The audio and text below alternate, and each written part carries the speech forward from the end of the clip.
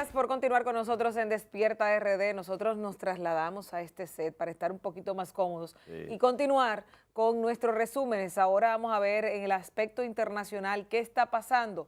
Eso nos lo cuenta Ronnie de la Rosa. Adelante.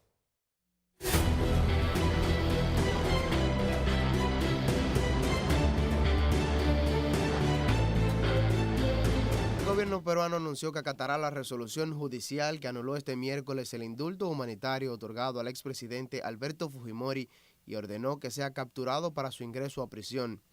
Como gobierno somos respetuosos de la independencia del Poder Judicial, que implica el acatamiento irrestricto de sus fallos, señaló el ministro de Justicia y Derechos Humanos mediante comunicado. La justicia brasileña negó un nuevo recurso para que el expresidente Luis Ignacio Lula da Silva, encarcelado por supuestos casos de corrupción, pueda votar en las elecciones del próximo domingo, confirmaron sus asesores. La defensa del líder del Partido de los Trabajadores apeló ante el Tribunal Regional Electoral del Estado de Paraná, que ya había resaltado la imposibilidad técnica de instalar urnas en la sede de la Policía Federal de la ciudad de Curitiba, donde Lula se encuentra preso desde abril.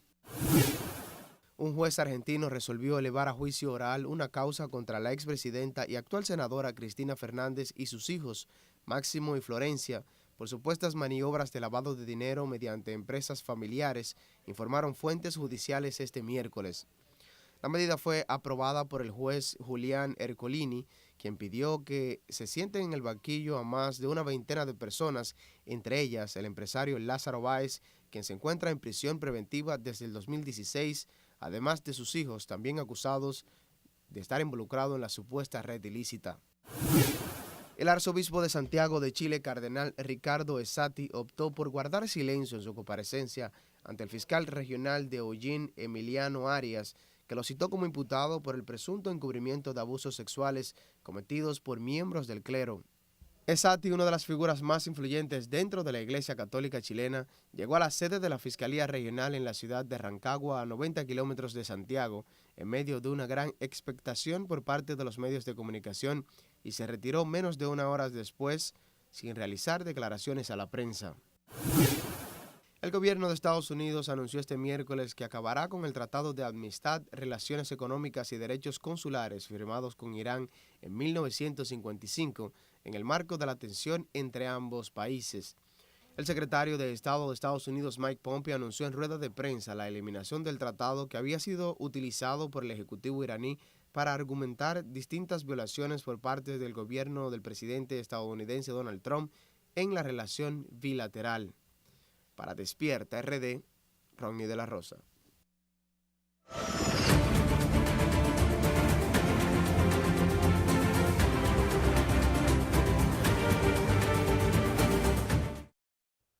Hoy jueves, una amplia vaguada al suroeste del Mar Caribe estará generando un viento de componente sur en casi todos los niveles de la atmósfera, aumentando el contenido de humedad para provocar nublados con aguaceros dispersos, tronadas y aisladas ráfagas de viento hacia las localidades de las regiones suroeste, Cordillera Central, los Haitises y la zona fronteriza. La Oficina Nacional de Meteorología, ONAMET, vigila un área desorganizada de aguaceros y tormentas eléctricas asociada a una zona de baja presión al suroeste del Mar Caribe, con probabilidad muy baja de convertirse en un ciclón tropical en las próximas 48 horas.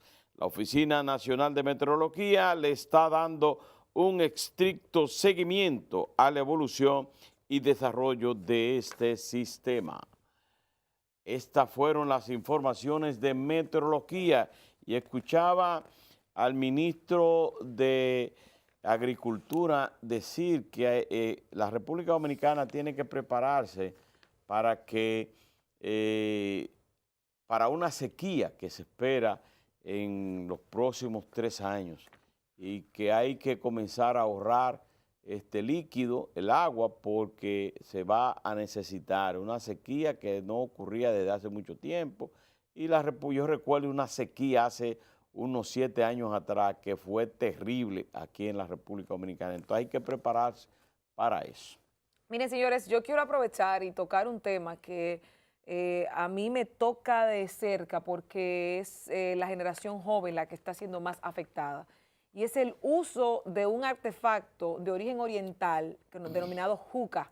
Ustedes conocen la juca, hay muchos lugares de expendio de bebidas donde se alquila este aparato, donde tú tienes diferentes pipas y te puedes poner con una boquilla que te dan, tú tienes una boquilla y cada vez que alguien va, te dan una y tú la vas consumiendo, inhalando, evaporándose un líquido, una pipa de agua, así es que se le denomina.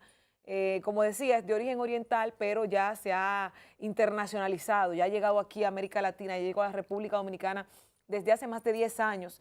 Sin embargo, en los últimos 5 años pudiéramos decir que ha tenido un crecimiento más fuerte. Hay lugares que ni siquiera usan juca, pero cuando hacen un evento las alquilan o las buscan para alquilarla internamente, dependiendo del público al que vaya. El tema del uso de la juca ha provocado un llamado de atención dentro del Congreso de la República. En 2 ocasiones se ha tratado el tema de prohibir el uso de la juca en lugares públicos y privados y ya ha permitido en 2 ocasiones en el Congreso. Ayer en la Cámara de Diputados se aprobó en primera lectura el tema de prohibir la juca, lugares públicos y privados. Y esto, hay una diputada que ha estado presentando la pieza, ella es Miladis Núñez, que ha estado presentando la pieza porque pone como referencia el daño que está ocasionando este artefacto a los jóvenes en la República Dominicana. Y le voy a poner el ejemplo. Por ejemplo, en enero salió la información de un joven en Moca que falleció por el consumo de juca. En febrero, otro joven por el tema de la juca. Hace apenas ahora 2 meses, en agosto, una modelo fallece por el uso de la juca. Y si usted se pone a buscar en los diarios de circulación nacional, en la web, se va a encontrar muchos jóvenes que aquí están pereciendo y que están causando problemas de salud a su cuerpo por el consumo de este artefacto, por estar constantemente utilizando este artefacto. ¿Y cuál será la diferencia? Porque si los orientales la usan, ¿por qué nosotros no la podemos usar? Esa es la pregunta que yo me haría de inicio. Bueno, pues simple y sencillamente que en Oriente tal vez lo que se hace con este artefacto es ponerle una piedrecita desaborizada de menta, de uva, de cualquier cosa que a usted le agrade, pero aquí le están introduciendo otras cosas. Aquí le están introduciendo el alcohol hace que tú lo vaporices y al mismo tiempo te da una borrachera muchísimo más rápido. Tú te puedes con varios sorbos de la juca con alcohol caerte, sedarte completamente y hay personas que lo usan para hacer daño, precisamente. Espérate, yo te la voy a poner. Yo oí una mezcla de vodka con leche de juca y yo decía, ¿cómo fue? Haciendo cuento de cómo en notas de voz, que esas se mandan por las redes sociales, para un muchacho poner a una muchacha rápida. Así es que le decía, entonces tú oyes la maldad con la que operan algunas de las personas, el tema de que parece ser una moda que te vuelve fashion y te da un estatus, te pone en esta situación donde tú tienes un artefacto que te está introduciendo a tus pulmones una sustancia que puede ser muy nociva, muy dañina para tu salud, y la gente lo ve como normal y lo aplauden. Y esto regularmente llegó un poquito retrasado a la República Dominicana, pero que de repente en las esquinas usted ve un grupo de muchachos utilizando la juca, de repente hacen una fiesta y lo primero que dicen es vamos a usar juca, pero además hay otros que le echan drogas. Exacto. Drogas, utilizan drogas para ese tipo de fiestas y encuentros, además de la bebida. Pero usted sabe lo que es, que una boquilla de esa la utilizan alrededor de 20 personas, los jóvenes. Usted viene, se la mete en la boca, y viene el otro, se la pone en la boca, y así sucesivamente. Es la contaminación que tiene eso, además del problema de salud. Yo conozco el caso de una niña que le colapsó, aparte de las muertes, que ese es lo peor, pero a una joven que le colapsó los dos riñones como consecuencia del consumo de la juca. Entonces, yo creo que es válida. Noticentro, a raíz de esto, va a preparar una investigación especial sobre los casos de esto, porque son muchos los lugares de expendio. Y aunque es una manguera, a cada quien le dan una boquilla que tú se la pegas cada vez que te toca para que no se pegue la misma persona de la boca. Pero es un tema que debe ser más analizado. Y a los padres, camineros, ¿tú dejarías que tus hijas estuvieran en un... Claro que no. Entonces, ¿dónde está el rol de los padres, de los adultos? Pero el problema es que invitan a una fiesta de jóvenes y entonces ahí usted no sabe que van a utilizar la juca y hacen la juca. Hay que prohibirla en los sitios privados y también en los sitios públicos, porque ya eso era lo que se pedía, pero también en los privados. Vamos a continuar con el desarrollo de Despierta RD. Y le tenemos una interesante entrevista con Tony Raful. Buenos días, presidente del Parlacén. Parlamento Centroamericano. Parlamento Centroamericano. Buenos días, bienvenido a Despierta RD. Apreciada joven, bien. Todo bien, el poeta. Apreciado caminero. Resulta que usted ha hecho un trabajo excepcional en el Parlacén. Incluso hizo un encuentro histórico aquí en la República Dominicana que ha trascendido a nivel mundial porque aquí reunió a todos los líderes y todo el mundo fue, lo que indica que le da el valor de una figura como usted, poeta, dirigente político. ¿Cómo usted puede valorar su gestión ahí en el Parlacén? Bueno, antes que nada, gracias por la oportunidad de hablar en este programa. Yo creo que es muy importante difundir algunas ideas. Lo primero es que efectivamente se celebró en la República Dominicana, se celebraron los foros regionales del Parlamento Centroamericano.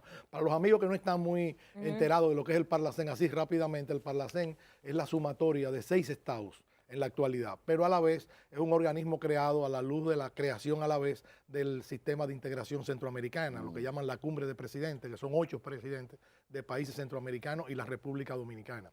El sistema que crea el Parlamento Centroamericano lo crea con la finalidad de que el Parlacén sea la instancia política de los acuerdos de paz que le pusieron fin a la guerra en los años 80 en Centroamérica, que prácticamente desangró la mayoría de las naciones centroamericanas, guerrilla contra guerrilla, operaciones terroristas, todo ese tipo de acciones que dejaron miles y miles de muertos. Entonces, esos acuerdos de paz crearon una instancia política, o sea, para dirimir políticamente los asuntos concernientes a la problemática centroamericana. Crearon también una estructura económica, el Sistema de Integración Económica, SIECA. Crearon el sistema mayor, que es el Sistema de Integración Centroamericana, SICA, del cual incluso el presidente Medina fue presidente ahora hace apenas unos meses, pro tempore. Crearon incluso el Sistema de Integración a nivel cultural, SISCA se llama, que ha jugado un papel importante. O sea, hay una serie de tareas comunes. Es importante que usted haga ese resumen de lo que es el Parlamento. ¿Cómo funciona rápidamente? ¿Cómo funciona así? Porque hay mucha gente que dice, Parlamento, el Parlacén, pero ¿para qué sirve? Sin embargo, ese Parlacén ha evitado los conflictos bélicos en la región. No solamente los conflictos bélicos, que creo que es la principal tarea, preservar la paz. La paz está por encima de todo. No solamente la paz, sino que ha sido el promotor de acuerdos económicos de integración. Ahora recientemente 3 países, Honduras, El Salvador y Guatemala, hicieron lo que se llama la Unión Aduanera, un primer paso al que tienen que seguir efectivamente otros países de Centroamérica que están integrados para facilitar no solamente el intercambio de productos económicos, sino garantías en el ejercicio de las ventajas económicas para nuestros países. No solamente eso, sino que el Parlacén ha servido de promotor de la lucha contra las drogas y las bandas juveniles que azotan Centroamérica, las famosas maras que han estado flagelando todo el sistema organizado de Centroamérica. Hemos sido incluso defensores activos de los inmigrantes que a través de la frontera de México con Estados Unidos, vía Guatemala, Centroamérica, llegan a Estados Unidos. Ahora, con motivo de la errática política de la administración Trump en relación con los niños, separándolos de sus padres en una acción que ha sido condenada por todos los organismos internacionales, el Parlacén jugó un papel importante. Incluso fuimos a Washington, nos entrevistamos con los altos funcionarios del Departamento de Estado, con el Senado norteamericano, con el Congreso norteamericano. Apoyamos incluso al senador Espaillat, de origen dominicano, que hizo un gran papel en el ejercicio de lucha resistencia contra estas medidas restrictivas y represivas que se ejecutaron contra los emigrantes. Hemos estado envueltos en una serie de políticas regionales, yo diría muy importantes, como mediadores, porque el Parlacén juega múltiples papeles en ese proceso. A pesar de ser una instancia política donde se debaten los asuntos políticos, el Parlacén también interviene desde el punto de vista del Estado. Nosotros fiscalizamos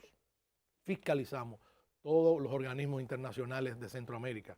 O sea, toda la Corte Centroamericana, por ejemplo, que tiene facultades vinculantes, el propio SICA, o sea, el CISCA, el CIECA, todos los organismos regionales son supervisados y fiscalizados por nosotros. Hay que rendirnos cuenta de todos los gastos que se ejecutan. O sea, el Parlacén es un organismo, yo diría, muy importante, y para la República Dominicana ha sido de mucho valor porque le ha permitido a la República Dominicana integrarse a estos procesos regionales, yo diría de mucha trascendencia, sobre todo después que la República Dominicana tuvo algunos inconvenientes con el CARICOM y con asuntos regionales también del área del Caribe.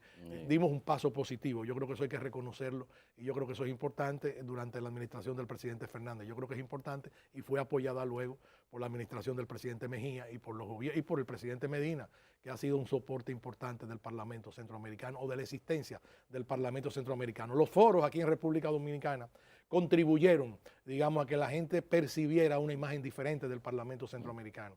Aquí vinieron los más importantes líderes, no solamente de Centroamérica y el Caribe. Aquí estuvo el secretario general de la OEA, aquí estuvo el presidente, no solamente el secretario de la OEA, sino el secretario general del Sistema de Integración de Centroamérica, del SICA. O sea, aquí vinieron representantes y líderes europeos. Hay países europeos que son observadores del Parlamento Centroamericano. Incluso China, Taiwán ha sido siempre observador permanente del Parlamento Centroamericano. Ahora se integra Rusia, la Duma, el Parlamento ruso, firmó un convenio con nosotros en Moscú y se integra como observador del Parlamento Centroamericano, con posibilidades luego de ser parte también integrante, porque lo que determina su participación no es solamente la estructura regional, geográfica, sino también el conjunto de colaboraciones. Hoy el mundo se integra en términos generales. Hemos tenido experiencias realmente muy positivas. Yo ahora parto para España, donde voy a firmar un convenio con el Senado español. O sea, una serie de actividades que se van desarrollando, y voy a Marruecos, donde Marruecos es miembro también permanente, observador del Parlamento Centroamericano. Hemos desarrollado amplias relaciones a nivel internacional que ayudan no solo a la cooperación, no solamente al intercambio cultural y social, sino también a difundir, digamos, las necesidades más perentorias de nuestros pueblos y a promover, de alguna manera, estimular los acuerdos regionales comerciales, los tratados comerciales. Usted sabe que en la pasada cumbre que ustedes celebraban, señor Raful, dos de las disertaciones que creo que más impacto tuvieron fueron las del ministro Navarro y la de la vicepresidenta de la República, claro, Margarita Cedeño, por los temas que trataban. El tema de la educación, ¿cómo lo maneja el Parlacén? Porque estamos hablando de que es Centroamérica, sin embargo, también es el hecho del balance. ¿Quién le pasa balance a esto? ¿Cómo sabemos que lo que se presenta en un foro se cumple lo que se ha prometido o lo que se ha comprometido un ministro, un Estado o cualquiera de estas instancias que intervienen dentro del Parlacén? Bueno, hubo 4 foros. Un foro de educación, del que voy a hablarle específicamente. Un foro de partidos políticos, muy importante. Estuvo ahí prácticamente la constelación de líderes políticos del área. Un foro de mujeres, donde se discutió incluso como tema central los derechos laborales de la mujer, que es un tema claro, picante. Y hubo un foro de turismo muy importante que elaboró una estrategia turística para Centroamérica y el Caribe. Bueno, en cuanto al foro de educación, yo creo que fue uno de los foros más importantes que se celebraron. Incluso contó con la participación del señor ministro de Educación, señor Navarro, que hizo una buena intervención en ese evento, pero además lo que hubo fue una propuesta. Ahí había 4 ministros de Educación de Centroamérica y el Caribe. 4 ministros de Educación, entre ellos el ministro de Educación de la República Dominicana y enviados, representantes del ministro de Educación que no pudo participar. O sea, y allí se discutieron, básicamente se discutió una especie de política educativa para Centroamérica y el Caribe sobre la base de un nuevo concepto, la escuela nueva. O sea, el concepto de escuela nueva a la luz de los aportes, digamos, de la era digital, a los aportes incluso del nuevo método de aprendizaje, sin descuidar, lógicamente, la crítica que desarrollamos a los métodos de educación tradicionales para poder promover al estudiante como un ente de desarrollo y de construcción de un nuevo ser en Centroamérica y el Caribe.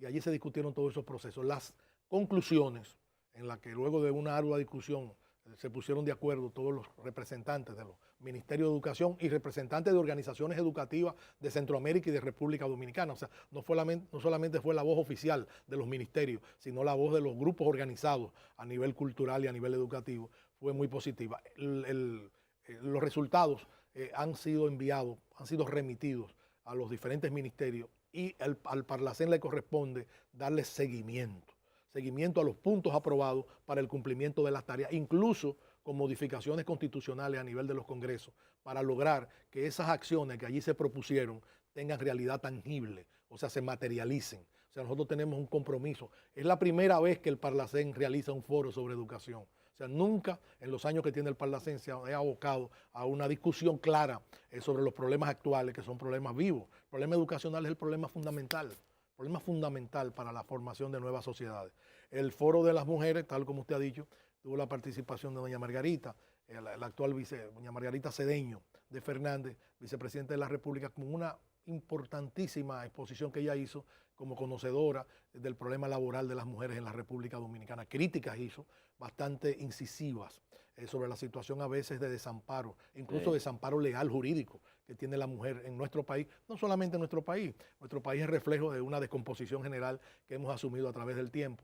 Y allí su exposición fue muy comentada y allí intervinieron las líderes femeninas de Centroamérica. Todo el liderazgo de mujeres de los países de Centroamérica y República Dominicana estuvo representado. Y era increíble incluso la asistencia, lleno completamente la sala, discusiones en los grupos, y allí se tomaron incluso algunas propuestas básicas para contrarrestar la indefensión de la mujer dominicana, en el caso específico de las mujeres dominicanas y de las mujeres centroamericanas en relación con su situación laboral. O sea, ver cómo los códigos pueden ser mejorados todavía más y cómo podemos prestar asistencia legal, jurídica, política a la mujer, porque el problema laboral de la mujer es discriminada varias veces, no solamente por su condición de mujer, que se le niega derecho y acceso a una serie de poderes decisivos o facultades vinculantes, sino también se le discrimina en el trabajo, en todos los aspectos. El hombre es privilegiado en relación con la mujer y no debe ser así. O sea, tenemos que tener igualdad de condiciones y solamente así lograremos objetivos. Luego hubo un foro sobre turismo. Yo diría que uno de los más importantes foros de turismo. Estuvo representada toda la cúpula turística del país, o sea, los representantes, los intermediarios, y se discutió un tema que yo diría que es básico, la promipyme. O sea, las organizaciones pequeñas, la estructura pequeña que sirve de base al desarrollo del turismo en nuestro país, que a veces la gente la desconoce. La gente solo ve las grandes corporaciones, las grandes directrices, cuando hay una pequeña industria turística de apoyo, de base, que le sirve al desarrollo turístico en la República Dominicana, tomando en cuenta que el turismo en la República Dominicana es, diríamos, el punto cardinal o la fuerza fundamental de ingresos a la República Dominicana. Su participación como presidente del Parlacén, como a mí no me sorprende, usted le ha impreso un peso específico al Parlacén, le ha puesto su sello y realmente después de su paso ahí en República Dominicana, yo estoy convencido y seguro de que saben de lo que es el Parlacén aquí en el país después de su paso ahí. Ahora, yo quiero aprovechar su presencia como dirigente político. Usted fue el presidente de la comisión organizadora de la convención del Partido Revolucionario Moderno, donde usted precisamente llevó a su fin y inclusive organizó lo que es el padrón y la convención se hizo de manera cerrada dentro del Partido Revolucionario Moderno. Pero ¿qué resulta? Ahora hay una nueva ley y parece ser que se puede producir un conflicto porque ahora Hipólito Mejía, uno de los precandidatos, dice que ya lo que ocurrió y lo que se aprobó antes en el PRM ya no es válido ahora, que ya ahora hay que decidirlo si es abierta o es cerrada los organismos de ese partido. ¿Qué usted piensa? ¿Usted cree que debe mantenerse cerrada? ¿Es un caso ya cerrado precisamente y valga la clara? Mira, hay que manejar digamos, la discusión o el punto de vista, el criterio sobre el tema con sumo cuidado. Primero porque son los dos liderazgos fundamentales que tiene el PRM, o sea, tanto Hipólito Mejía como Luis Abinader. Entonces, esa contradicción en torno a la discusión de cerrados o abiertas hay que discutirla internamente sobre una base jurídica, sobre una base política. O sea, los que señalan que ya habíamos decidido convenciones abiertas, o sea, convención cerrada desde el punto de vista interno, tienen razón al invocar el principio desde el punto de vista interno. Ahora, los que mantienen la tesis de que hay que hacerla abierta, la plantean sobre la base del principio legal, o sea, a partir del cual la ley opera o las disposiciones establecidas por la Junta Central Electoral operan para que las mismas tengan un carácter abierto. O sea que hay una contradicción entre un factor y otro que debe resolverse internamente sobre la base primero del comedimiento, sobre la base, digamos, del asentimiento de los mejores intereses nacionales, lo que más le conviene al partido.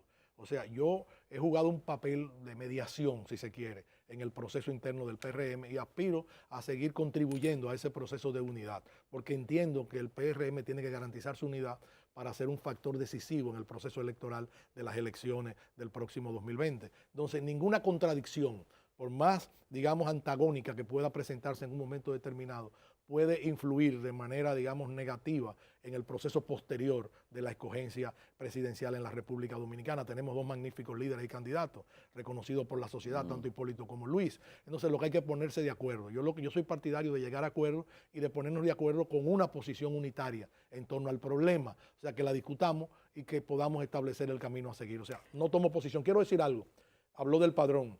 El padrón nuestro de 500,000 23,000 militantes, fue un padrón inobjetable.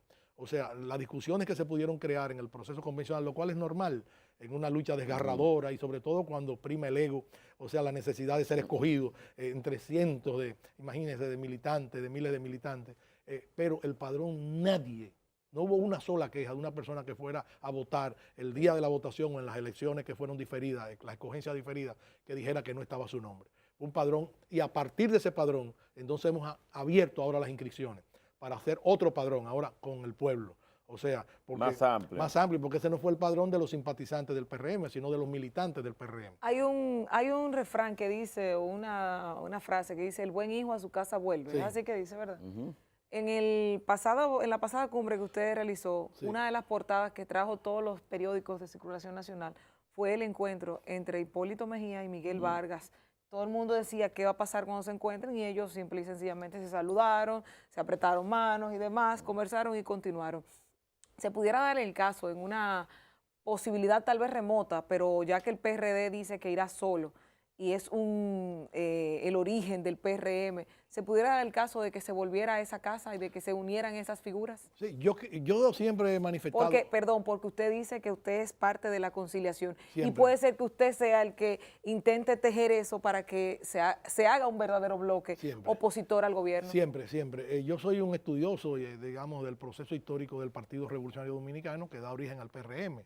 Nuestra matriz es el PRD. O sea, toda nuestra historia está en el PRD. Ahora estamos construyendo un tipo de organización nueva como consecuencia de contradicciones que no pudieron resolverse internamente. Esa es la realidad, para no profundizar en el tema y poder poner lo que yo quiero decir. Entonces, yo siempre he dicho y lo he escrito, que tarde o temprano el destino nuestro es reunificarnos. Siempre he creído en esa idea, que tarde o temprano será nuestro destino. Primero, porque provenimos de una misma matriz histórica, provenimos de un mismo liderazgo troncal, que era el liderazgo de José Francisco Peña Gómez. Los PRDistas y los PRMistas son hermanos. O sea, es imposible separarlo. Ahora, desde el punto de vista político, lógicamente, hay una diferenciación coyuntural. Y esa diferenciación coyuntural, esas contradicciones nos llevaron a participar en agrupaciones diferentes y creaciones diferentes. Pero yo creo que históricamente, el mejor homenaje a Peña Gómez será en algún momento reunificar totalmente a todos los PRDistas. O sea, yo creo, es un criterio que yo lo he expuesto en varias ocasiones y ahora lo reafirmo. Creo que tarde o temprano. Ahora, en este momento... ¿Es más temprano que tarde o más tarde que temprano? No lo puedo determinar porque no tengo la dote divina para profetizar. Pero sí creo que tarde o temprano y que eso será inevitable porque además hay una tradición histórica, hay toda una historia común y además hay un destino. Nosotros tenemos un compromiso con la memoria de Peña Gómez. Tarde o temprano, Peña Gómez tiene que unificar a lo que es la familia del Partido Revolucionario Dominicano, del Partido Revolucionario Moderno. Nosotros somos, en el fondo, lo que somos es realmente PRDistas, pero PRDistas en este momento con un concepto político diferente, coyuntural. Entonces hay que diferenciar una cosa de otra. Por supuesto, hay líneas políticas distintas, eso está suficientemente claro. Lo que estoy hablando ya en términos, digamos, históricos, viendo más allá de la curva, como decía Peña Gómez. Muchísimas gracias, Tony. Tuvimos una entrevista de mucha calidad. Es el con usted titular aquí. de los noticieros. ¿no? Sí. Muchísimas gracias por venir y aceptar, porque sé que usted tiene muchos compromisos y además que estaba ya preparando maletas para salir irse a para España y Así es, Marruecos. Así es, así es. Y- Buen y- viaje que tenga y- por ahí, por cierto. Buen viaje. Bueno, mañana, antes de Marruecos y antes de España, mañana tengo el sábado, tenemos una cita en un país que en este momento está muy estremecido por los conflictos internos, que es Nicaragua, porque nosotros estamos haciendo visita a todos los mandatarios de Centroamérica y ahora me corresponde al presidente de Nicaragua, al comandante Daniel Ortega, y lo que vamos a tratar con el comandante Daniel Ortega es la reiteración de nuestro compromiso en la lucha del diálogo y de buscar soluciones pacíficas que puedan restablecer totalmente el orden político y que garanticen también la institucionalidad democrática en Centroamérica. ¿Y a Venezuela? Venezuela no participa, no es miembro, digamos, Ok. no es miembro del Parlacén, aun cuando en algún momento ha sido observador del Parlamento Centroamericano. Entonces, básicamente nuestra área de trabajo